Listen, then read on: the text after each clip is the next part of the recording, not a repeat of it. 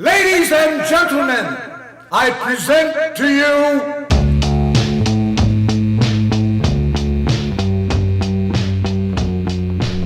Hi there, and welcome to Self-Inflicted Oral Nostalgia, the Guided by Voices podcast, every GBV LP, every 2 weeks. My name is Jeff Gomez, and in this episode, I'll be looking at the 1989 record Self-Inflicted Aerial Nostalgia. But first, let me say that all music heard in this podcast is played and owned by Guided by Voices unless otherwise stated. Also, any reviews or materials cited are owned by their respective creators. Special thanks goes out to Jeff Warren's Guided by Voices database, which you can find at gbvdb.com, and of course, all opinions stated are my own. You can also subscribe for future episodes or listen to past episodes at everygbvlp.com. And finally, if you'd like to drop me a line, you can do so by sending an email to jeff@everygbvlp.com. Now let's get to the show.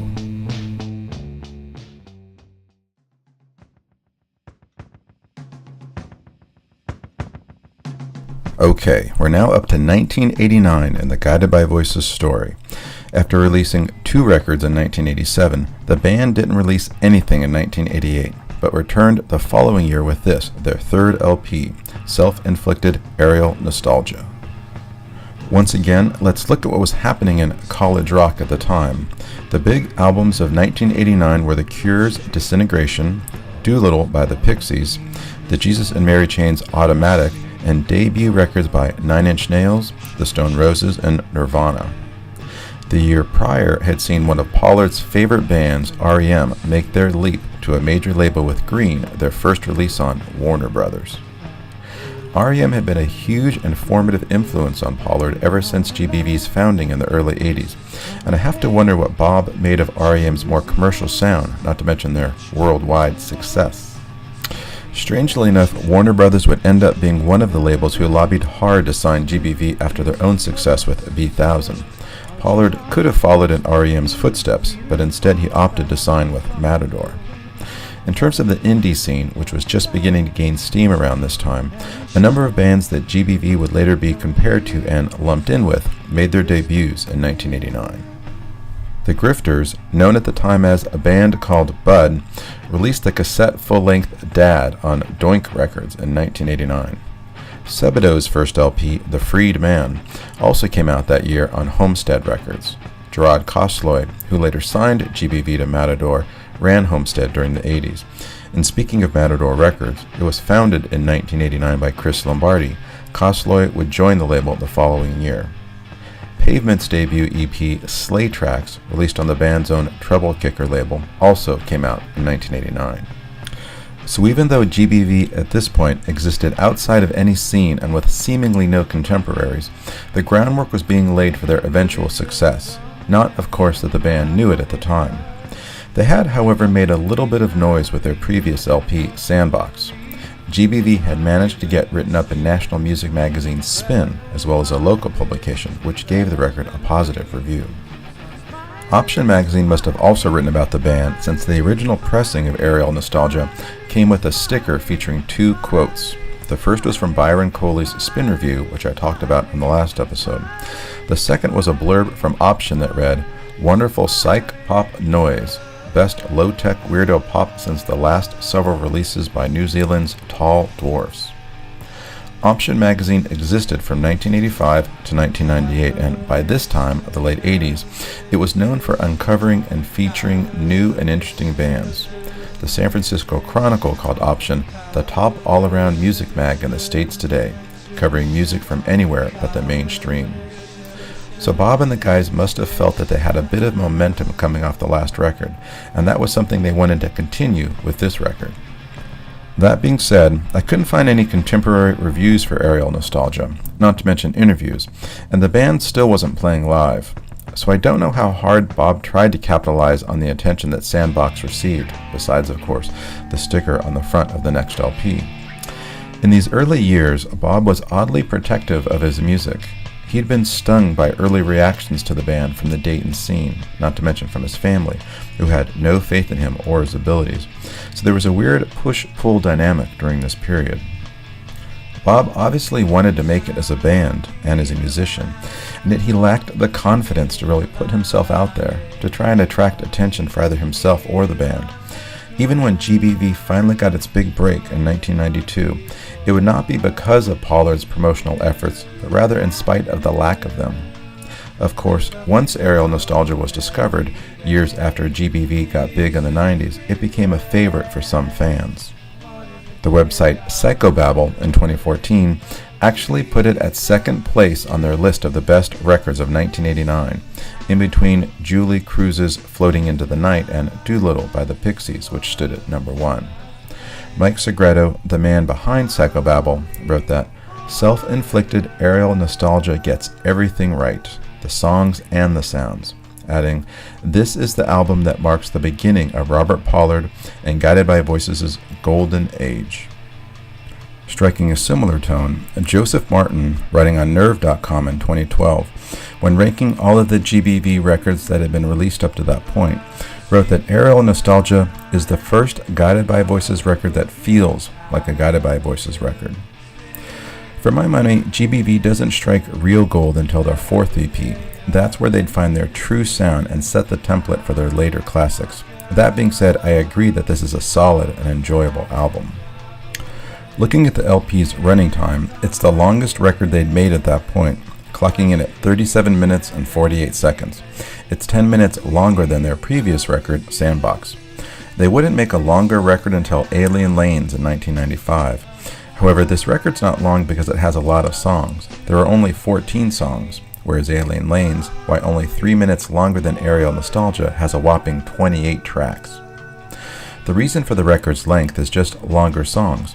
Only 2 of the 14 songs are under 2 minutes, whereas about 7 were that short on Sandbox, and 6 songs on this record are close to 3 minutes or longer.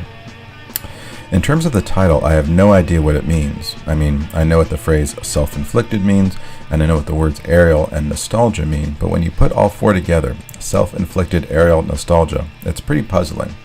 And that's, of course, okay, because what are alien lanes or what's a mag earwig? So the title becomes just another example of Pollard leaving literal language behind, and having words be either purely poetic or totally surrealistic. Songs like Every Day or The Other Place, with lyrics that sketched scenes from, well, everyday life, are appearing less and less. Instead, we're beginning to get glimpses of fantasy and myth, with mentions of kings and wizards and some of the stuff that GBV would later be associated with, for better or worse.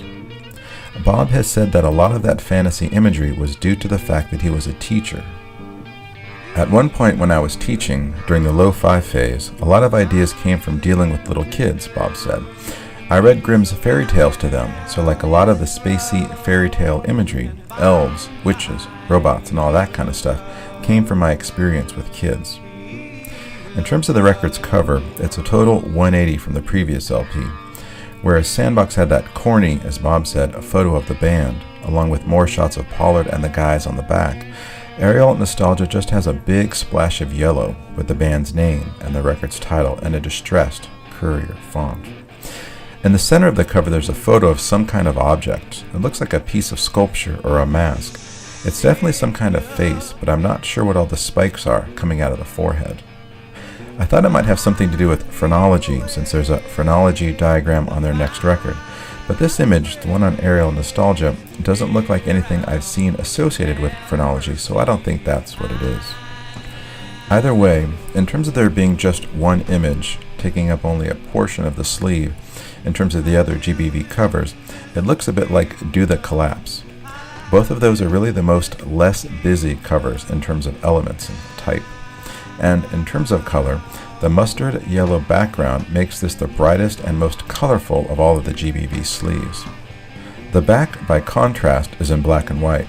The song titles are in the same Courier font, and they're flanked on either side by photos of rows of houses or buildings. At the very top, floating over the songs, is the figure of a man who's either flying or falling. It's hard to tell which. And while the 3 elements are kind of far apart, the fact that they've been cut out of a magazine or from a larger photo is a nod toward the collages Pollard would use on future GBV records. This is also the first GBV LP to solely credit Pollard with the art.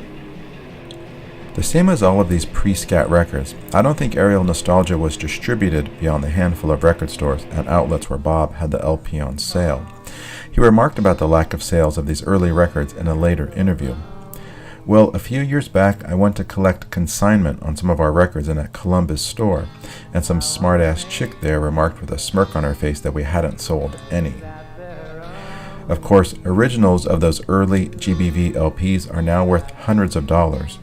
And while it's great for an artist to receive eventual recognition for their work, that's cold comfort during the period where people just don't get it. As Alfred Hitchcock once said, "My films went from being failures to masterpieces without being successes." The same could be said for the first part of GBV's recording career. Aerial Nostalgia appeared on Halo Records, a holdover from the last LP. However, on the label of the actual record, the previous logo with the hand-drawn halo above the name is gone. Halo also gets a mention on the cover itself. In the corner it says Halo 2. On the back cover it also says Halo Records, with Halo in all caps and an outlined sans serif font. This is a nice touch since within the O, the outer rim of the font creates a kind of halo for the inner part of the O. The record was released on black vinyl, but only 500 copies were pressed, unlike the 1,000 of the previous record. Despite the attention Sandbox received, Pollard and the band may have been coming to the dawning and depressing realization that they weren't really going anywhere, and so they only ordered half as many as they had just a few years earlier, or maybe they just couldn't afford 1,000. It also seems that the same Gotham City Music insert from Sandbox was included with Aerial Nostalgia. The back cover also has the Gotham City Music logo. Where he got the name Gotham City, I'm not sure, though the most obvious source would be Batman comic books. According to Wikipedia, Gotham City was first identified as Batman's place of residence in Batman No. 4, which appeared in December of 1940. And while it doesn't seem like Pollard's ever mentioned Batman in a lyric, his songs, and even his record titles, are filled with cartoon and comic book imagery. The most recent example of this is the title of his 2015 solo record, Faulty Superheroes. And while Batman's never been mentioned in a lyric, Superman is referenced in 7 different songs across Pollard's career, among them, and you can tell just from the titles, Daily Planet, Lips of Steel, and Red Ink Superman. The Gotham City insert hasn't been updated to include the most recent GBV LP, and Gotham City Music was never mentioned after this record, so Pollard's tenure as a Dayton version of Tony Wilson seems to have been a short one. The band lineup has shifted yet again since Sandbox. Kevin Fennell is gone, and Peyton Eric is back on drums. Mitch Mitchell's not even there, with Steve Wilbur playing bass. That being said, both Kevin and Mitch are credited with additional musical assistance. Guitars handled by just Bob and his brother Jim. The liner notes are the usual assortment of thanks to their friends at the time. Writer Byron Coley, who wrote the spin piece, is also thanked. Yet again, this is recorded at Steve Wilbur's 8-track studio, which was just down the street from where Pollard was living at the time. It's the 3rd record in a row they recorded at Wilbur's. This is probably because, even though he'd been part of the first record, Tobin Sprout had moved to Florida with his family during this time, and since he was the one of the group who had the most experience recording at home, he was the one with the 4-track, they kept going to Wilbur's 8-track studio because they had to. This meant that, in addition to paying for the production of the actual records, they were also spending money recording.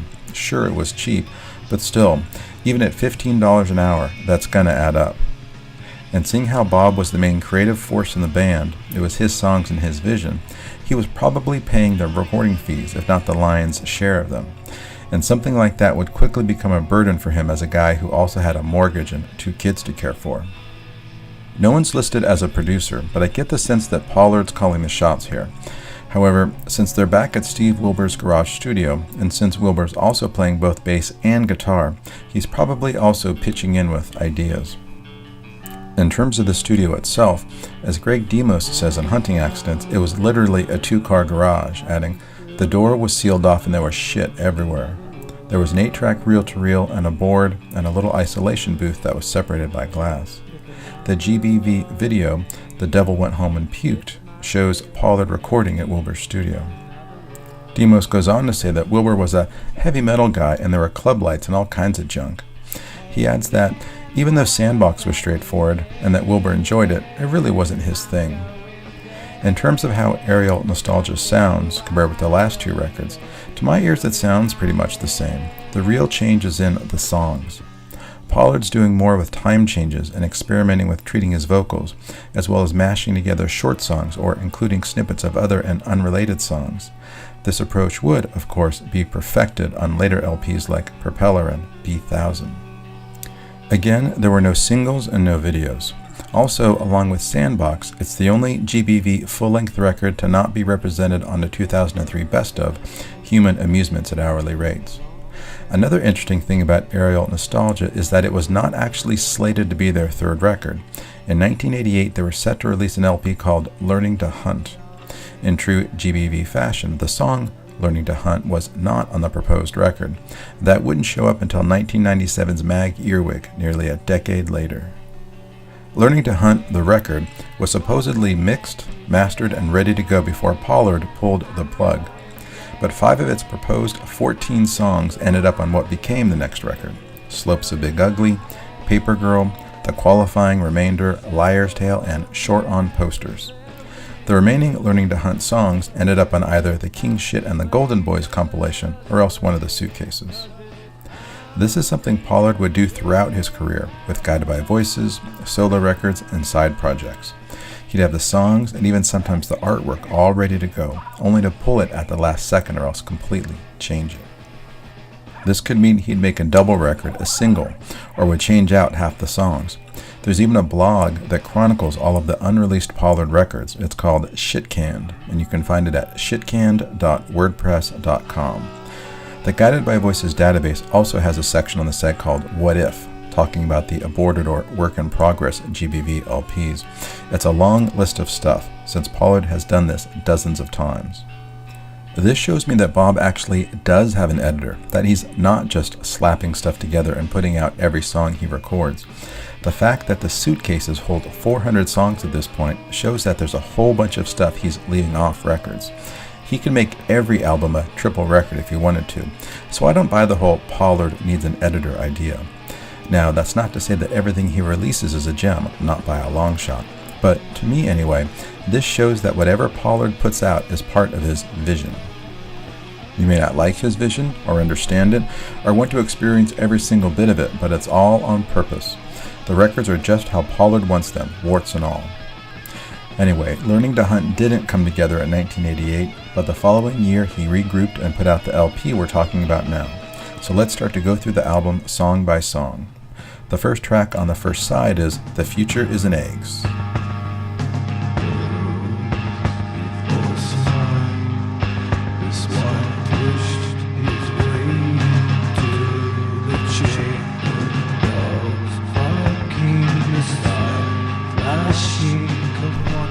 You may remember that this was the working title for their first record, Devil Between My Toes. The sound on this is sort of post-punk. The drums, being just the toms, reminds me almost of Atmosphere by Joy Division. One of the guitars sort of slashes in a machine-like way, almost like Johnny Greenwood's in Creep right before the choruses. In terms of the lyrics, I have no idea what the repeated phrase, all coalition, some nutrition means. Next up is The Great Blake Street Canoe Race.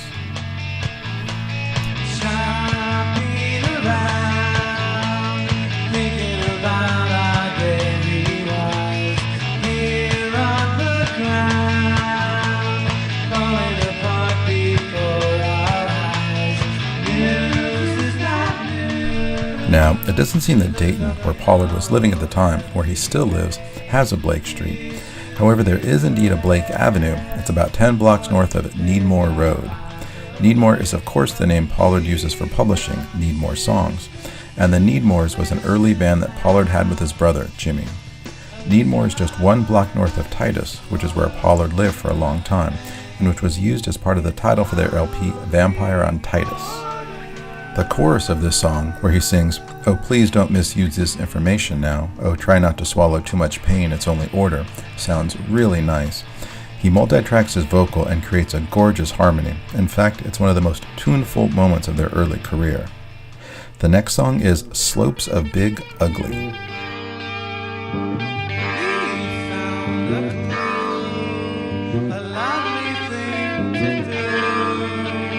Surrounded down his and by he will grow. This song goes back to some of the angular post-punk experiments of the earlier records. And when Pollard sings Have Mercy, it's totally cowpunk, if not just straight country and western. This is, of course, a genre that Pollard has recently returned to, albeit more or less tongue-in-cheek, with the Cash Rivers side project. The song ends abruptly before another one fades in, a lo-fi rocker that plays for about 30 seconds, before it also ends abruptly and is replaced by a nice acoustic guitar song that sounds very 60s or almost folky. This is Paper Girl.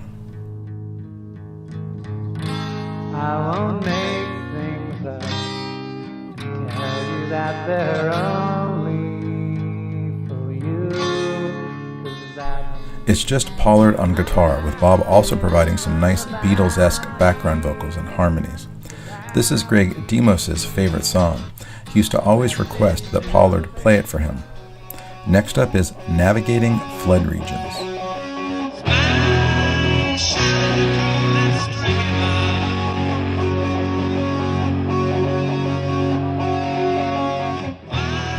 It's a hard rocker that, with its one-string riff, reminds me of Postal Blowfish. I've heard them play this live and it's a total monster, something that's only hinted at in the way it's recorded here. It just goes to show that GBV never really captured on record how loud or powerful they were live. In fact, that was one of the things that took people by surprise when they began to play out. The records were kind of quiet and quirky, but in concert the band rocked out like The Who. I'll talk about this more when the band starts to play shows around the time of The Grand Hour and Vampire on Titus. Regarding the song's title, Pollard's hometown of Dayton was founded along the Great Miami River, with most of downtown Dayton built in the river's natural floodplain, and it's seen its share of floods. In the 19th century, Dayton experienced major floods pretty much every decade, but the worst flood ever was the Great Dayton Flood of 1913. During 1 week in late March of 1913, over 65,000 people were displaced, 20,000 homes were destroyed, and over 360 people died. The flood and its aftermath must still be part of Dayton's DNA since it led, decades later, to this song. Second to last track on side 1 is An Earful o' Wax. Pick a number or a name, it's my favorite game in another world. Hey man, what was that? According to the website Health Online, your ear canal produces a waxy oil called cerumen, which is more commonly known as earwax. When your glands make more earwax than necessary, it may get hard and block the ear. This can lead to sudden or partial hearing loss, which the song seems to be partly about, since Pollard sings, "Hey man, what was that you said? I'm going deaf." It's a good song and a really interesting one since it goes through a few different sections, and at one point, Pollard's voice is treated with so much tremolo it's almost unrecognizable. Towards the end there's a really nice guitar solo, maybe courtesy of Steve Wilbur, who also plays on the song. There's also some nice drumming by Bruce Smith. The GBV database says this song has never been played live, which is a shame since it would really rock in a live setting. Also, at 4 minutes and 22 seconds, it's the longest song on the record.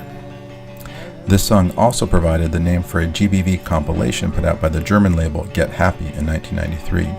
And since wax is also a slang term for vinyl, the LP's title takes on an additional meaning. The final song on the first side is White Whale.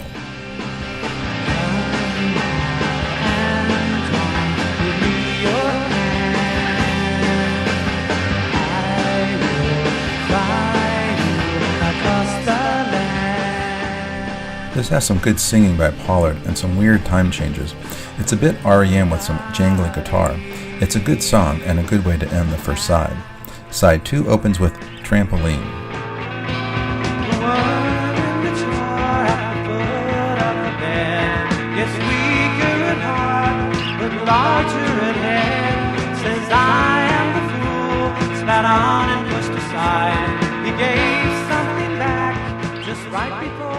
With its mention of a cooler of beer, this may seem on the surface like a typical GBV track, but a mention late in the song of an orgone machine ties it to Pollard's interest, usually presented in his graphics, in medical fads and pseudoscience. As I mentioned earlier, the next record would have a phrenology diagram. Wilhelm Reich developed his ideas about orgone being a spiritual force in the 1930s. According to the website Natural News, Reich believed that traumatic experiences blocked the natural electrical flow of life energy in the body. This produced armoring and in turn led to physical and emotional disease.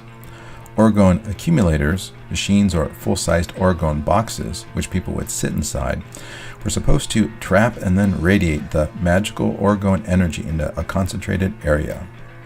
The list of notable celebrities and intellectuals who have dabbled with an orgone machine or box includes Allen Ginsberg, Henry Miller, William Burroughs, Norman Mailer, Saul Bellow, and Albert Einstein. Even fellow Ohioans Devo claimed that their iconic red energy domes were designed to capture this mythical force. Mark Mothersbaugh saying, "You probably know this very well, but your orgone energy goes out the top of your head and it dissipates out the top. But if you wear an energy dome, it recycles that energy." Even though the science around Reich's theories and the resulting devices have long been disputed, you can buy a variety of orgone machines today. Second song on side 2 is Short on Posters. Better buy yourself a ticket to the way it used to be. And if you can't stay long, then you better contact me. This is a super nice and melodic song in the vein of some of GBV's early REM-influenced work. And it's sort of interesting to think about what would have happened to Guided by Voices if they'd stuck with or tried to push this sound for the rest of their career. The Paisley underground scene was already pretty much out of steam by the late 80s, and by this time even REM had left behind their early sound. Grunge was just around the corner. Bands were getting heavier, not more jangly, so it's a good thing GBV took the turn they did. Third song is Chief Barrel Belly.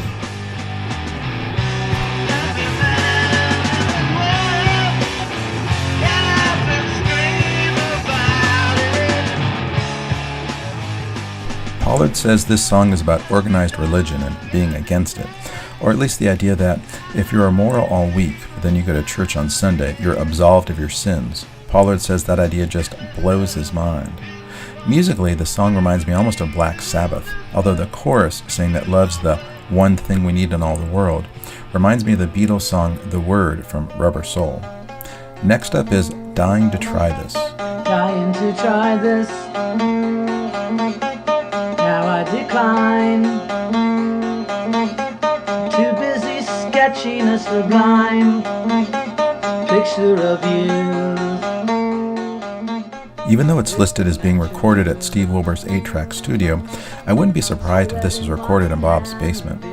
The line, "cigarette in one hand and a beer in the other," offers pretty much a perfect portrait of Pollard. That being said, the narrator never makes it exactly clear what it is he's dying to try. The next song is The Qualifying Remainder.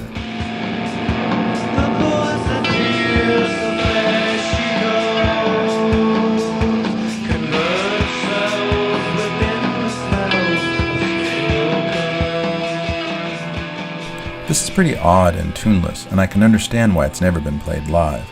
Jim, Mitch, and Kevin all get a co-writing credit, so it was probably just some weird jam that Pollard set lyrics to. Musically, it's another one of GBV's early post-punk songs. For some reason, especially at the beginning, it makes me think of Susie and the Banshees. I could see her belting out the lyrics with Budgie behind her pounding out the beat. Second to last song is Liar's Tale. Conclusive based on fact. Long ago in the morning, she left, did not come back. This is a really nice slow song with Pollard singing over a strummed electric guitar with a lot of tremolo on it. The opening is pretty much perfect in terms of setting a narrative scene, Pollard writing, "Let me tell you a story, conclusive based on fact. Long ago in the morning, she left, did not come back." But Bob later interrupts his own story with a sort of meta-commentary on its contents, writing, "This tale is too long, the plot is weak, and the characters wrong." It's one of the rare early songs that GBV played in their later concerts. It was part of their set list from 1998 to 2004, with recorded versions appearing on Live in Dayton and at least one bootleg. On a version that's posted to YouTube, Pollard mistakenly identifies it as being from their 1990 record, Same Place the Fly Got Smashed, although he changes that title to Same Place Michael Stipe Got Trashed. The mistake is understandable since GBV have so many songs on so many records, and also because Bob sounds quite drunk in the clip. Aerial Nostalgia's last song is Radio Show, Trust the Wizard.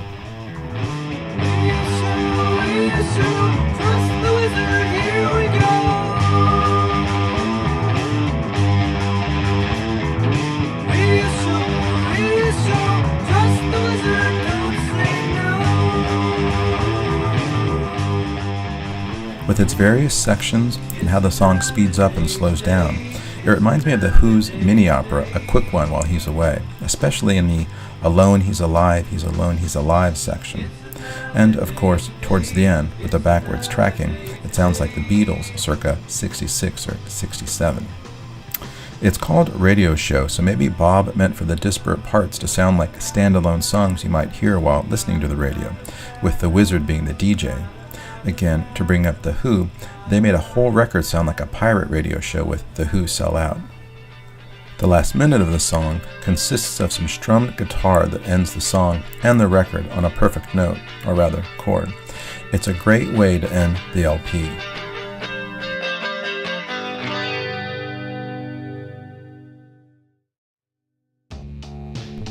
Okay, that's it for Self-Inflicted Aerial Nostalgia.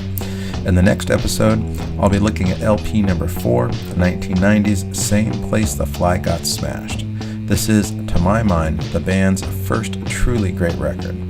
Bob describes the LP as being about drinking, destruction, murder, and madness, so you don't want to miss it. Until then, subscribe to the show, leave a review, and God bless the Monument Club. This on the sex list.